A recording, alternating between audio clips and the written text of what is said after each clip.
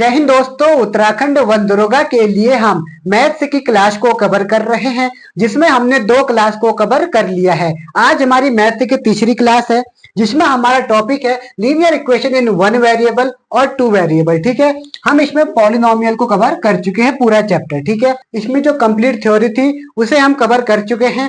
अब जो question answer है वो लास्ट क्लास में मैं कवर करवाऊंगा। ठीक है, फिर आज जो हमारा टॉपिक रहेगा वो है linear equation in 1 and 2 variable. ठीक है, पहले हम 1 वेरिएबल के लिए देखेंगे, फिर हम 2 वेरिएबल के लिए देखेंगे। ठीक है, अब सबसे पहली बात है कि जो है लीनियर इक्वेशन। अब लीनियर इक्वेशन क्या होती है? लीनियर इक्वेशन इन 1 वेरिएबल आपको दिया है।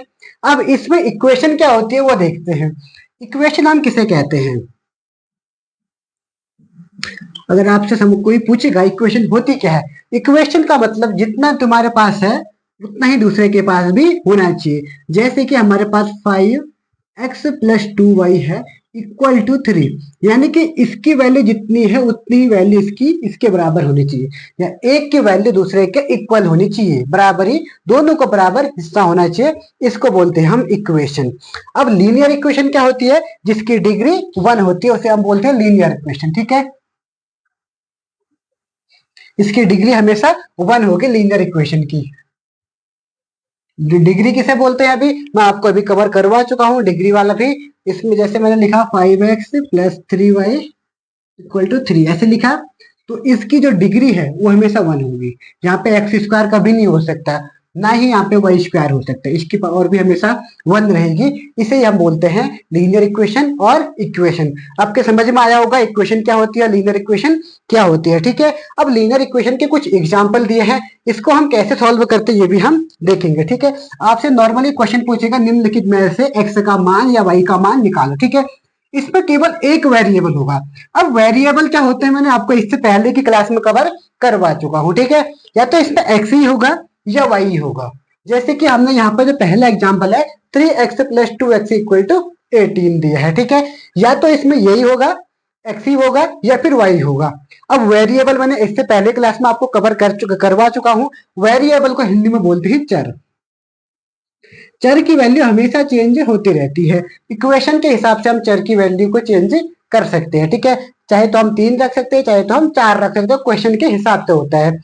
चर हमेशा चेंज होते रहते हैं, और जो नॉन वेरिएबल होते हैं बोलते हैं हम अचर। अचर कभी चेंज नहीं होता है। ठीक है, अब इस इक्वेशन में अचर क्या होता है? जो इसके आगे लगा है 3, 2 और जो 18, ये सब क्या है? अचर है।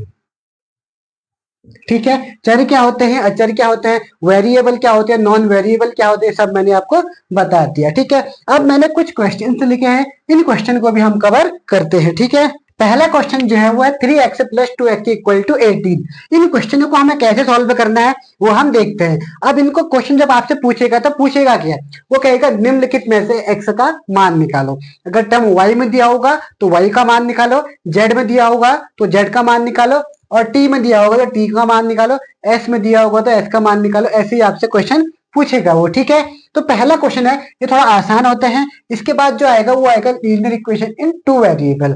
वो थोड़ा ठीक क्वेश्चन होते हैं, उससे ज्यादा क्वेश्चन बनने के चांसेस है। ठीक है, आज हम इसको कवर कर लेते हैं, एक एक टॉपिक करके हम आराम से कवर करेंगे। मैथ्स का सिलेबस ज्यादा नहीं है, कम ही है, तो हम इसको जल्दी से जल्दी कवर कर देंगे। 20 अप्रैल तक पूरा कवर कर देंगे। आप लोग ऐसे ही सपोर्ट बनाए रखना। ठीक है, ज्यादा लंबी वीडियो कोई देख नहीं रहा है, तो इसलिए मैं छोटी छोटी वीडियो बना रहा हूँ। ठीक है, तो स्टार्ट करते हैं। पहला क्या है? 3x + 2x = 18।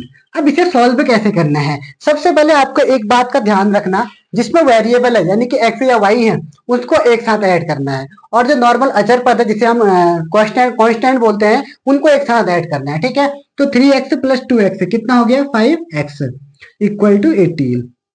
ठीक हो गया।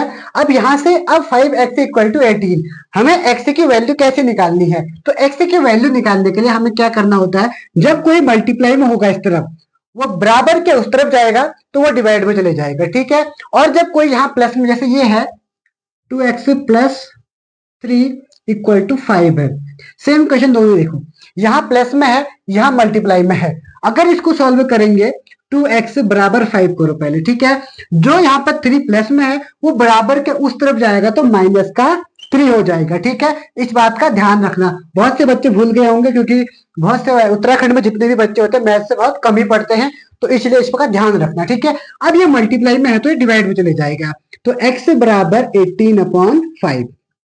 तो x की वैल्यू क्या हो गई हमारी 18/5 निकल गई। पहला क्वेश्चन सॉल्व हो चुका है। ऐसे हम सारे क्वेश्चनों को सॉल्व करते हैं। अब दूसरा क्वेश्चन क्या दिया है, अब उतारते रहना दोस्तों, इसको नोट करते रहना। दूसरा है 8x + 4 = 3x - 1 + 7। ये है दूसरा क्वेश्चन, इसको भी सॉल्व करते हैं। पहले इसको सॉल्व करो, 8x + 4 बराबर, जब भी ब्रैकेट में कोई ब्रैकेट के बाहर से कुछ नंबर दिया होता है तो उस ब्रैकेट से पूरे से मल्टीप्लाई होता है वो। ठीक है, तो यानी कि 3 से x से भी मल्टीप्लाई होगा, 3 से 1 भी होगा। ठीक है, 3 1 जा 3 और 3 1 जा 3 प्लस का 7। अब इसको सॉल्व करो, 8x + 4 = 3x। अब ये तो सेम सेम ही है, तो 7 में से 3 गया तो क्या बचा, प्लस का 4 बच गया। ठीक है, तो ये x है। अब दो x से बराबर है, कोई इस तरफ चले गया कोई इस तरफ चले गया। हमें क्या करना है, एक तरफ x लाना है और एक तरफ कांस्टेंट नंबर लेके आने हैं। ठीक है, तो मैं बराबर के इस तरफ सारे x लेके आता हूं और बराबर के उस तरफ सारे के सारे कांस्टेंट नंबर लेके आता हूं। ठीक है, तो ये 8x हुआ। अब +4 नहीं लिखता हूं, ये 3x लिख लेता हूं यहाँ पे। लेकिन मैं यहाँ पे चिन्ह क्या लगाऊं, जिसके आगे कुछ नहीं होगा वहां पे प्लस होता है। ठीक है, तो यहाँ प्लस है तो इस तरफ आएगा तो माइनस का 3x हो गया। अब बराबर को मैं ऐसे लिख देता हूं। अब जो यहाँ उसको लिख लो, यहाँ क्या है 4 है। अब मैं बराबर के इस तरफ इसको लेके जा रहा हूं, तो ये माइनस का क्या हो जाएगा 4। ये भी तो 4 ही है यहाँ पर, तो ये हो जाएगा 8 + 3 क्या, तो 5x है। 4 - 4 0, तो x/0/5, तो x बराबर क्या हो जाएगा यहाँ पे 0। आ गया समझ में आपको? दो क्वेश्चन मैंने सॉल्व कर दिए हैं। ठीक है, ऐसे ही अब तीसरा क्वेश्चन भी मैं आपको सॉल्व करता हूं। ठीक है,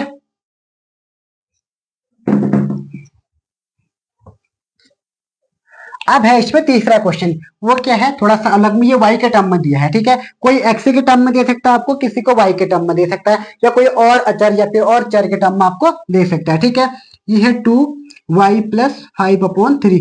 इस बात का जरूर ख्याल रखना कि जो आपको अगर देगा वेरिएबल, या तो x के टर्म में ही देगा या y के टर्म में ही दे सकता है, क्योंकि ये क्वेश्चन जो हम कर रहे हैं वो केवल 1 वेरिएबल के लिए कर रहे हैं। ठीक है, इसके बाद 2 वेरिएबल के लिए हम करेंगे, मोस्ट इंपोर्टेंट क्लास है जो इसके बाद आएगी, वहीं से बनते हैं क्वेश्चन। ये क्या होगा, 3 × 6x, यहाँ पे कुछ नहीं 1 मान लो, 6y + 5/3 बराबर 26 माइनस का 3। इसको कहीं सॉल्व कर, 3 हो गया /3, यहाँ पे कुछ नहीं 1, 3 1 जा 3 हो गया, और ये कितना हो जाएगा -3y। ठीक हो गया। उसके बाद इस तरह से ये 3 हमारा कैंसिल, तो ये क्या बचा हमारे पास 6y, सॉरी वो y ले ज्यादा एक्स लिखने की आदत होगी, तो +5 बराबर 26 - 3y है। ठीक है, अब y वाले को वही बात आ गई, y वाले को एक तरफ और अचर पद को एक तरफ, 6y। अब यहाँ माइनस का इस तरफ, इधर आएगा तो प्लस का हो जाएगा। ठीक है, प्लस का 3y बराबर 26 माइनस का 5, तो 6 3 9y बराबर, और 16 में से 5 गया 9, 6 में से 5 गया 1, तो 21 हो गया। ठीक है, 9y बराबर कितना हो जाएगा 21। तो यहाँ से y की वैल्यू निकालेंगे तो 21/9, तो कट जाएगा 3 से, 3 से 21, 3 3 9, तो y की वैल्यू आ गई 7/3। अगर किसी को इस छोटी मोटी कैलकुलेशन में अगर दिक्कत है तो आप कमेंट करके बता देना, मैं एक छोड़ आऊंगा जिसमें आपको कैलकुलेशन से संबंधित सारे वो करवा दूंगा। ठीक है, अगर किसी को दिक्कत होती है तो बताना। ठीक है, अब जो तीसरा क्वेश्चन है उसको भी हम सॉल्व, 3 हो गए, चौथा क्वेश्चन जो उसको भी हम सॉल्व करते हैं। ठीक है,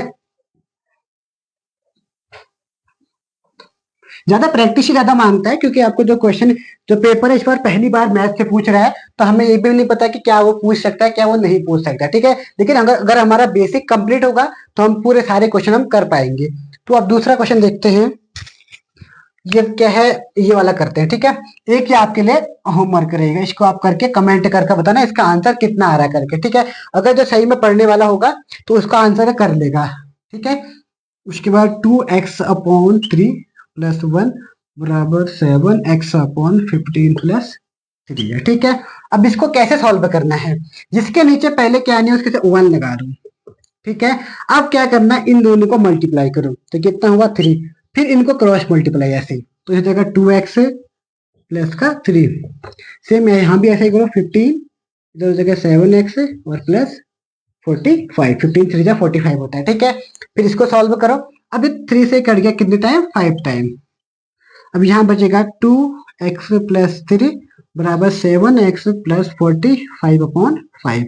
अब इसको क्रॉस मल्टीप्लाई करो, यहाँ कुछ नहीं है तो 1, क्रॉस मल्टीप्लाई करो तो यहाँ पर दिख रहा होगा आपको, तो ये हो जाएगा 10x प्लस का 15 इक्वल टू 7x प्लस 45, ठीक है। तो मैं इसको यहाँ पे सॉल्व करता हूँ, आपके यहाँ दिख रहा हो नहीं दिख रहा है करके, इसको लिख रहा हूँ 10x प्लस 15 बराबर 7x प्लस का 15, ठीक है। अब इसको मैं आपको सॉल्व करके दिखा देता हूँ। सेम वही करना है आपको, 10x इधर आएगा तो माइनस का 7x बराबर, ये 15 है प्लस का, नहीं ये 45 था शायद, हाँ ये 45 है, ये 45 है और इधर जाके माइनस का 15 होगा, ठीक है।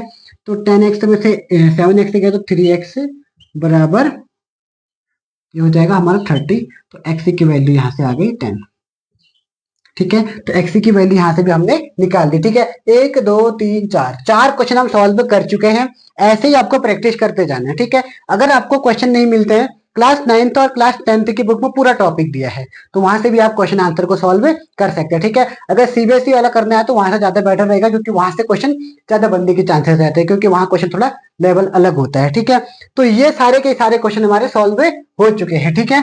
तो ये क्वेश्चन आपको क्या करना है, घर से ट्राई करना है और कमेंट में आंसर लिखना है, ठीक है। सारे के सारे बच्चे इसका आंसर देंगे, ठीक है। तो आज हम इतना ही देखते हैं, फिर मिलेंगे नेक्स्ट क्लास में। तब तक के लिए जय हिंद, जय उत्तराखंड।